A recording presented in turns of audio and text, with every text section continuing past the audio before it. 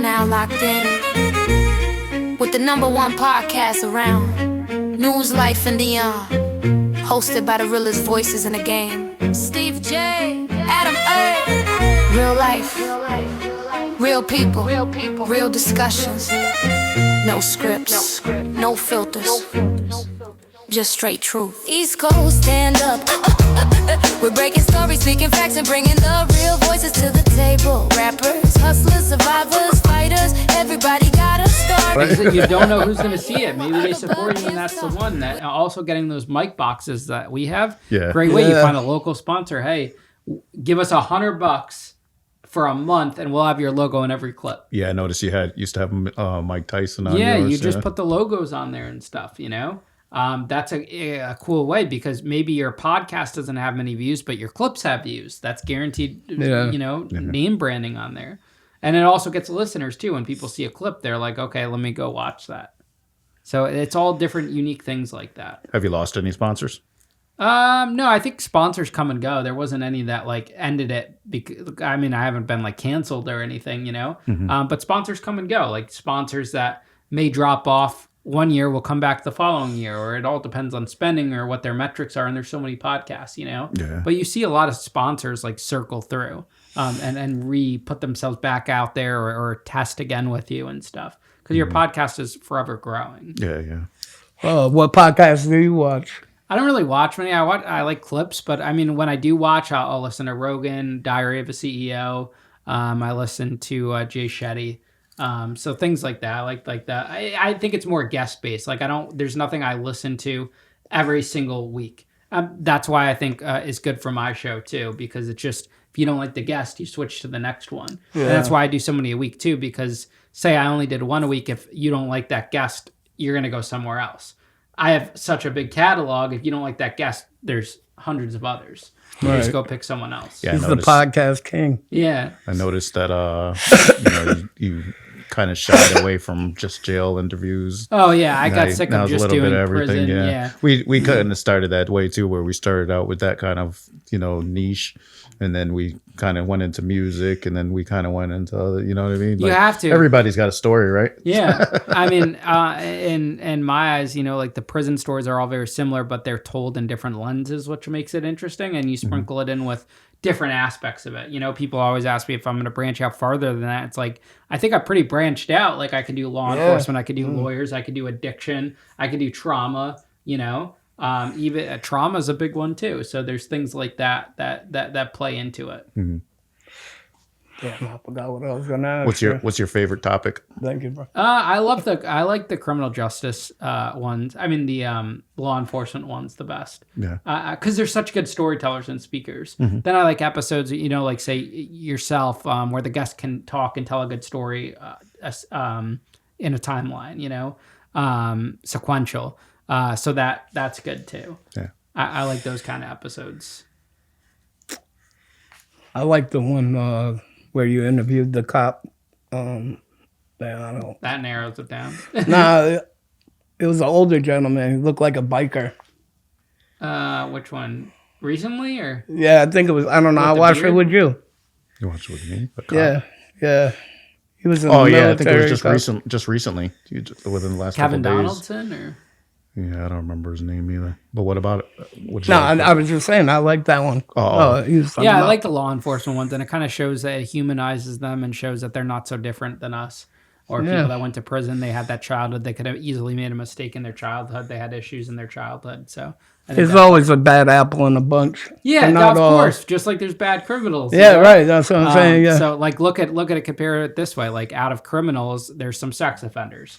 Or people that hurt women or children, just like cops. There's some cops that, do the wrong thing or are corrupt. So I think you look at it that way. It is the way to look at it.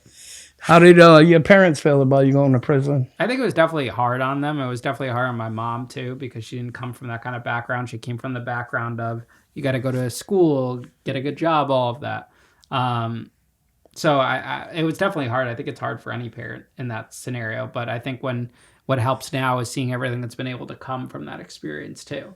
Because now, like, what can someone else make fun of her for, or give her a hard time about? Right. It's the best thing that could ever happen. Flip the whole story. Yeah, flip the whole story. So once you take that power away from people, I think that's the benefit of sharing your story. Taking that power away and being able to own it.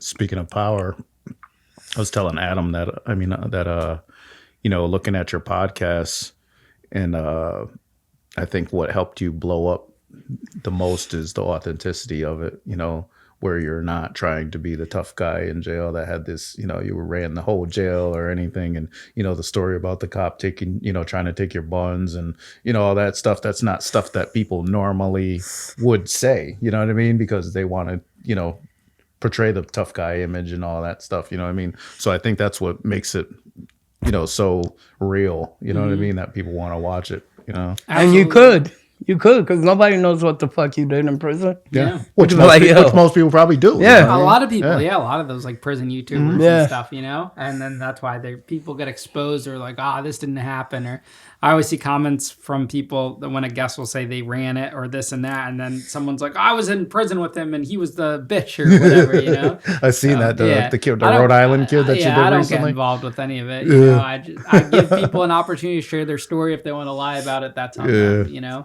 That's really what it comes down to. I kind of felt that way about 1090 Jake. Yeah, I mean, I like I was listening to him and I was like, well, I don't know. Maybe not. Who knows? I mean, it's their story to tell, and if someone's lying, it's on them. That's really what it comes down to. Yeah. I was telling Steve, you laugh a lot when you talk about prison. Like, did you not take it serious?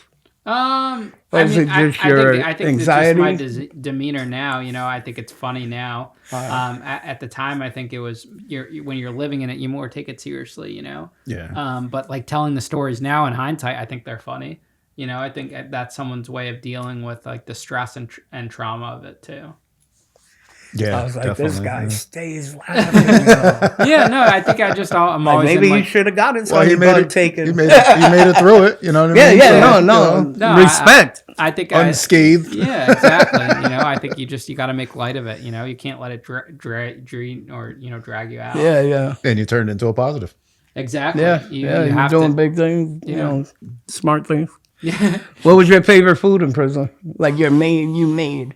What'd you learn to make? Wow. I was a cheesecake man. Yeah. I remember that. I had a bunkie that made this really good fried rice. It's so fascinating that guys can make fried rice in the microwaves. Then he made a really good BLT pizza. Even just like a simple chili with beans dish or with white rice, or taking like the chicken on Chicken Thursdays, mixing it up with like these onions and vinegar and salt and stuff was good, and oil. It was good. I mean, the food was good, when you spice it up and make it better. Ramen noodle dishes, everything like that. It's amazing what you could come up with, right? Yeah, it gives you an excuse to eat like crap, Do you eat like that out here sometimes? No, I don't eat Never like Not again? at all? No, I don't No eat. cheesecake sense? I mean, I'll have cheesecake, but I make it I for love the clips cheesecake. and stuff, but yeah, there's so much creamer. It's just so bad for you. You're literally putting like a whole thing of creamer in there. It's just Yeah. it's not right. It doesn't sound good. No, it doesn't sound I've never right. tried that, but it Yeah, doesn't sound good. It's so bad. It's crazy.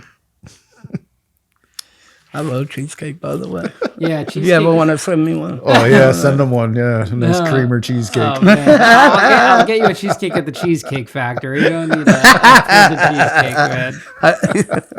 I'm lactose intolerant. Yeah. Oh, are you really? So you can't even eat cheesecake? That's crazy. Yeah, but I love it. How long you been with your girlfriend? We met over the summer when I got back from This Mr. summer? Beast. Yeah, so July, so 6 months now. So she wasn't around for the beginning of it then, huh? No, she's younger. She's 5 years younger. She's cool people. She's doing her podcast now. She's working for us now over here too. She left her restaurant job to work here, so we got her and we got Matt on the team, and then my brother helps with guest booking, but he's just part time. And then I have another guy that helps part time with scheduling, like the celebrity guests. And then we have like an agent, and you have an ad agent. You have all of these different components to it now. So it's a big team on the Locked In team. Yeah. What is her podcast about? She has a bar, like a bar industry restaurant type podcast, like people that work in the industry or the restaurants. Yeah. Was she doing that before she met you? No, she said she wanted to get a podcast going, and I helped her put it all together. She did one like a couple years ago, but it wasn't really like anything like good. It was kind of just for fun, and then I helped her execute it and put it together. I work very quickly. Like once something's in my mind, like I consider it done and just go and do it. Yeah. I feel like that's the way you got to be. Just straight truth. East Coast, stand up. We're breaking stories, speaking facts, and bringing the real voices to the table. Rappers, hustlers, survivors, fighters. Everybody got a story, and we're telling it right here. While other buck can't talk, we live it. While other buck can't follow, we lead. And yeah, we taking out all the competitors one episode at a time. This is the movement. This is the culture. This is the voice of the streets. So tap in. Favorite, but most of all, YouTube. Go on YouTube, look us up, News Life and Beyond. Push the button, subscribe and like, please, and share it out to the world. You can also call us 959-951-9117, or you can support us. Buy some merch. We got shirts, sweatshirts, hoodies, sneakers, hats, keychains, Funko Pops, bracelets, mugs, tumblers. Shit, we can make your grandmother a pair of thongs if you want. But for all the love and all the support from everybody that has, we love you.